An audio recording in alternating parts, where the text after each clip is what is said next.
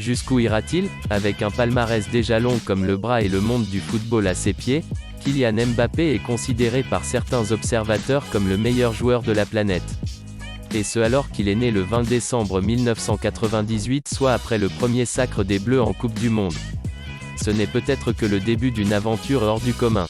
Né dans le 19e arrondissement de Paris, Kylian Mbappé a fait ses armes non loin de là, à Bondy.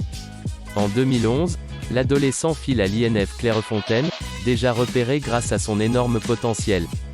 Et en 2013, la carrière du jeune Mbappé aurait pu prendre un tout autre virage. Ainsi, le stade Malherbe de Caen était tout proche de le recruter. Le grand Real Madrid l'avait aussi dans le viseur. C'est finalement l'AS Monaco qui a eu le dernier mot. La trajectoire du joueur au 1m78 est vertigineuse. Kylian Mbappé fait le show dans toutes les équipes de jeunes, allant même jusqu'à remporter la Coupe Gambardella avec les U19 monégasques. Il dispute son premier match de Ligue 1 avec le club du Rocher. Puis est champion d'Europe U19 avec la France en 2016. La machine Mbappé est alors lancée.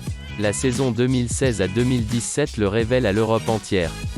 Avec un bilan de 26 buts et 11 passes décisives toutes compétitions confondues, dont la Ligue des Champions, les Cadors se bousculent pour le faire signer. Le Paris Saint-Germain parvient alors à l'engager, non sans mal. Le 31 août 2017, soit le dernier jour du mercato estival, le PSG trouve un accord sur la base d'un prêt avec une option d'achat à 180 millions d'euros. Une somme colossale que le club de la capitale a bien fait de miser.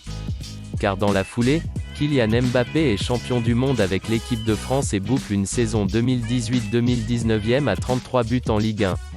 Tout simplement stratosphérique. En plus des distinctions individuelles, l'ancien joueur de Bondy multiplie les titres avec le Paris Saint-Germain. Ligue 1, Coupe de France, Coupe de la Ligue, tout y passe. Seule la Ligue des Champions résiste à Kylian Mbappé en 2020, avec cette finale perdue d'un rien face au Bayern Munich. En sélection, l'ex-génie de Monaco a manqué un pénalty capital face à la Suisse à l'Euro 2021 et souffert du manque de soutien, notamment du président de la FFF, Noël Le Graët. 2022 est une année importante pour Mbappé, en fin de contrat au Paris Saint-Germain et sérieusement sollicité par le Real Madrid. Avec la Coupe du Monde au Qatar en ligne de mire. Mais, comme toujours, le Parisien est prêt.